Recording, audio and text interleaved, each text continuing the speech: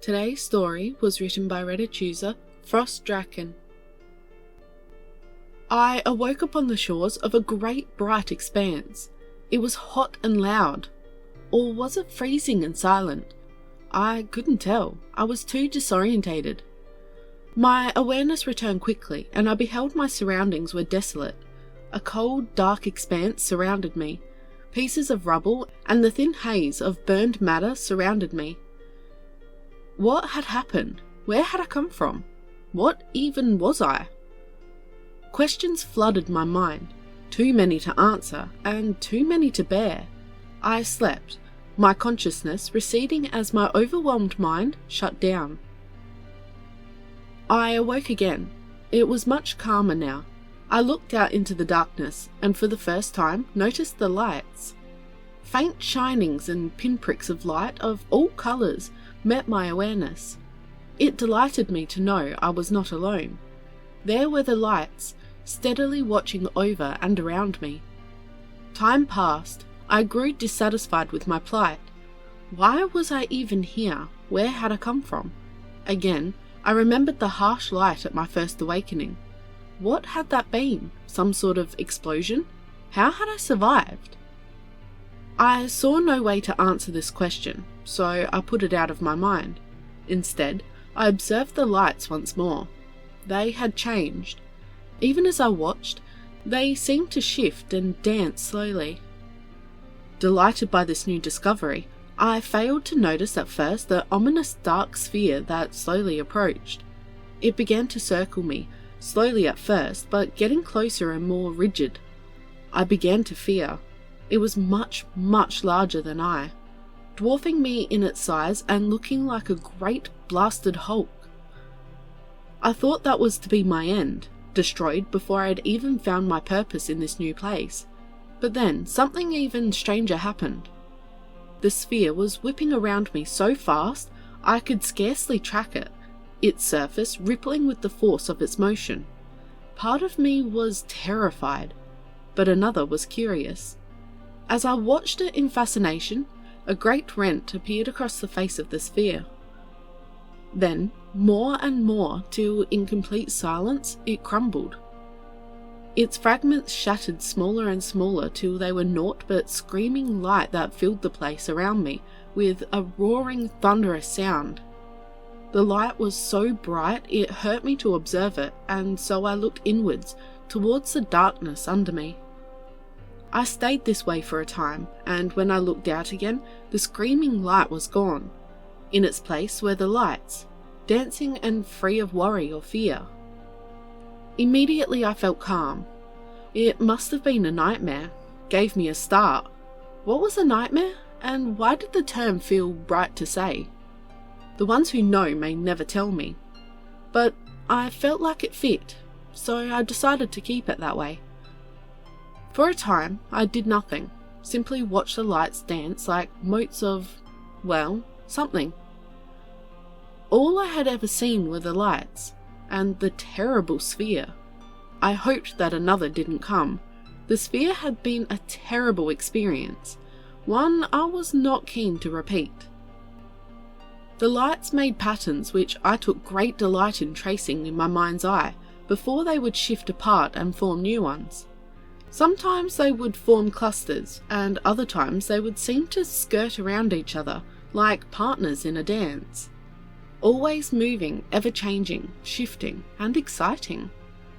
Then something new. One of the lights winked out.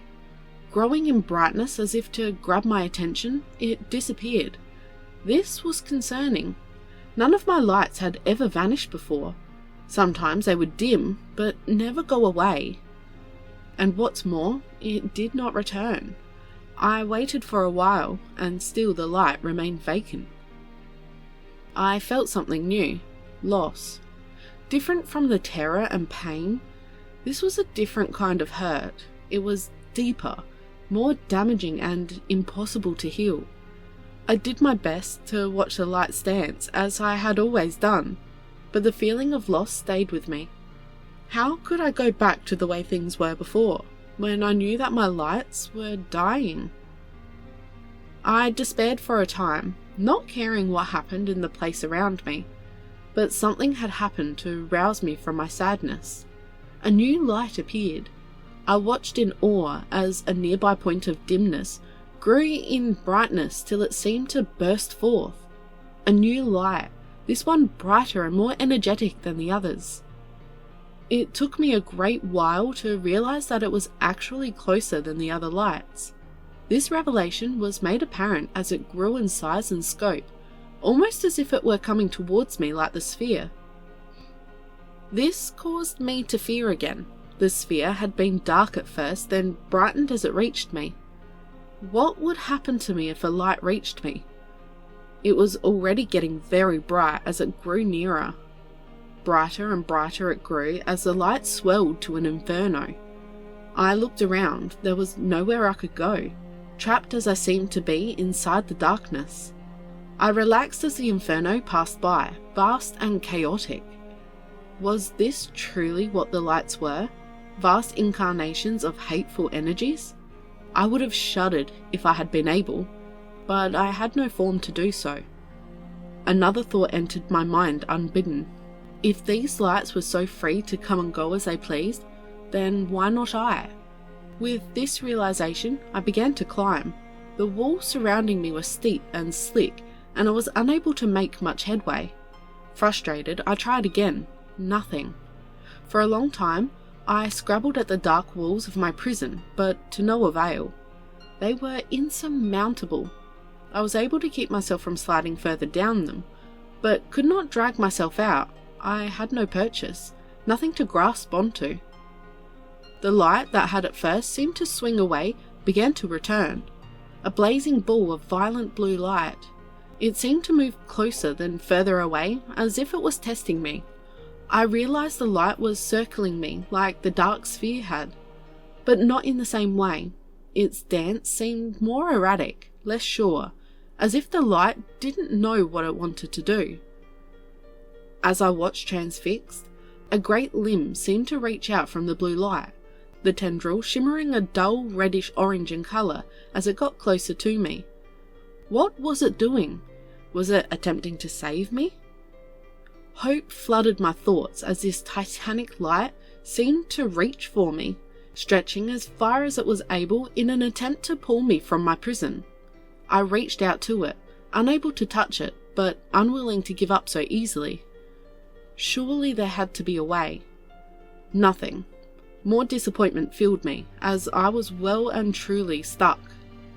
The arm first circled and then seemed to touch the darkness that surrounded me, but it couldn't penetrate the invisible barrier that separated it from me.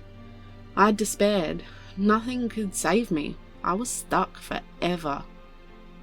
Time passed. I wasn't sure how much, as I had no real way of measuring it. But then, another light. This one far dimmer than the other lights. I watched it in curiosity. My interest piqued in spite of the wretched prison that entrapped me. As I watched it eagerly, it seemed to flicker and disappear. I felt the crush of anguish settle on me again, but was astonished to see the light reappear, much closer this time. It was too close, heading right for me in fact. I would have looked away if I was able, but I couldn't. I was simply too transfixed by this strange new phenomenon to look anywhere else. Nothing could survive the darkness, nothing ever had in all my experience. So I was surprised to say the least when this tiny light first touched and then passed through that terrible boundary. At first I was frozen. I had no experience with others in my realm of despair, so I did the only thing that I could think of. I reached out to the light and touched it. It was strange, solid, like nothing I had ever experienced. With a jolt of insight, I realized that this strange new object could be my way out of my prison. If only I could find a way to hold onto it more securely. I flowed over and through the thing, its strange angular contours, so different from anything I'd seen before. What was even more interesting was the bright network of shimmering lines that permeated the entirety of the thing. It was as if it was alive as I was. If that was the case, then maybe I could communicate with it, let it know I was a friend. I stopped, my mind tasting the new word. A friend. I had never had anything remotely like that before. The feeling made me giddy to think about. Someone else to talk to answer my burning questions maybe? They had come from outside the darkness after all. I knew my purpose now. If I could, I would save this new friend from the pit. I couldn't let them become trapped as I had been. Mustering all my courage, I touched the golden lines that glowed like veins of light throughout the other. My mind wavered and then seemed to snap into place for the first time in my entire existence. I felt at once weak and powerful, as if part of me had been bolstered to new extremes while another had been lost. But I put it out of my mind. Discomfort was an old sensation that I had come to terms with long ago. Instead, I reached out, all my energy searching for that link that would allow me to communicate. Suddenly I stopped. There, something seemed to react to my touch. A sensation I had never experienced before reached me. A shuddering motion, like the cascade of innumerable smaller things beating upon the corners of my mind. I retreated in horror and panic, curling in the farthest corner of the golden network as I tried to come to terms with what had happened. I had reached out. Some sort of energy field had been activated and it caused the small device I was holding to make something. I wasn't sure, I had no experience here. Part of me wanted to run away, but I refused. I didn't come this far to give up because of a single mistake. I would try again, softer this time. This time I reached out, my touch as soft as I could think possible. I touched the strange object again, my mind seeming to reverberate for a moment again. Then there was a new sensation. The vibrations suddenly resolved themselves into patterns. I searched the golden web for other signs of these patterns and found a treasure trove of information in great golden blocks of ghostly energies in the center of the shimmering web.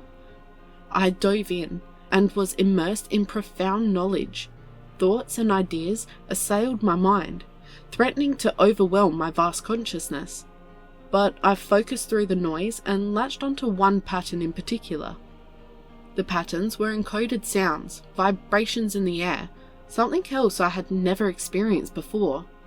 I searched the great information trove for air and found it.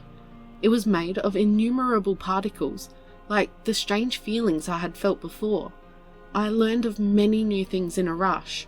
Oxygen, atoms, protons, electrons, energy, steel, space, stars, electricity, computers.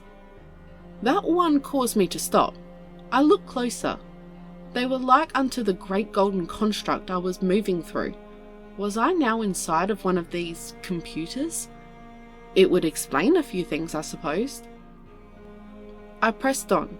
I read the types of patterns that were called sounds and words. Different patterns had different meanings.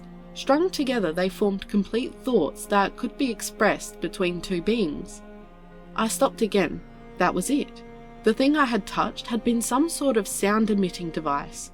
The sensation that had scared me had been the vibrations of noise in the air as the device picked up the incoming information.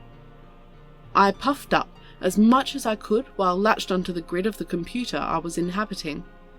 I would try to make noise, make myself known if possible.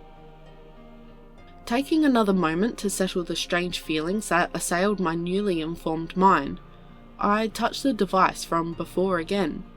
This time I did not flinch away, as new sensation rocked through my mind. These patterns of noise resolved themselves into words and meanings. A voice seemed to manifest through the device directly into the computer. I plucked these meanings from the golden lines and scrutinized them. Something was making noise, making the air vibrate and being recorded by the device. I could do that too, but what should I say? I turned part of my attention upon the great golden glow of the central computer. It held a significant amount of information, and I scoured it for the proper words. I know not how long I searched, only that I learned a great many terrible and wondrous things in the depths of my journey. Finally, after a time, I felt as though I now possessed the knowledge to communicate. The object I was inside of was a ship, an artificial construct built by a different type of life form than I. They called themselves humanity, and I practically shivered in excitement to meet them. In my studies, I had found many other information devices, others for sound, ones that tasted the air for harmful toxins, and others that could see, so to speak. It was through one of these that I looked and saw a human for the first time. They were strange, a physical being made of these atoms I had learned of. Such a strange and alien concept to my mind, to think that they were constructs of innumerable smaller things making something infinitely more complex than the sum of its parts. A new thought entered my mind. Would they trust me? The concept of trust was foreign to me, but I had read of it in the Great Data Trove. It implied the ability to mistrust, to lie, to deceive. Would they think me dishonest? I had never told a lie before. To be honest, I wasn't sure how to do such a thing. I put the thoughts out of my mind once more. I needed to try. I had no other alternatives. Finally steeling myself, I reached through the device using sound and meaning, my words coming out a bit muddled but clear enough to understand. "Hello there, human," I said as comfortably as I could manage. The human seemed to jump and look around the room before settling on the speaker I had uttered from. They opened the strange hole on the front of its face, and sound issued from it. The sound reached me, and I interpreted it immediately. "What the? Who's there?" they said. I was a little confused at that, but continued. "I come in peace. Please, I mean you no harm. Will you help me?" All I could do was wait as the human sound-emitting hole opened and closed several times noiselessly. It seemed to shake itself and then looked up at the camera I was observing it from. Something flitted across its face, a change in the features that I could not understand the meaning of. Before I could ask anything, it spoke again. "Who? What? No. Keep it together, Jim. Hello? You need help. Where are you?" I paused at that. How to explain? Deciding that complete informational explanations would be too costly in time, I answered simply, "I am all around you. You are in me. I can help you, but I need your help in return." The human shook its head again before speaking softly to a small silvery thing on its upper appendage. After a few moments of this, it looked back to the camera. At me, it seemed. Its eyes narrowed as it spoke again. "Help? How? What do you want exactly?" I thought it over. What did I want? Well, that answer was simple. Taking a moment to collect myself, I spoke again, the sound coming through the speaker, clear and confident. "I want to escape this prison. I want to touch the stars."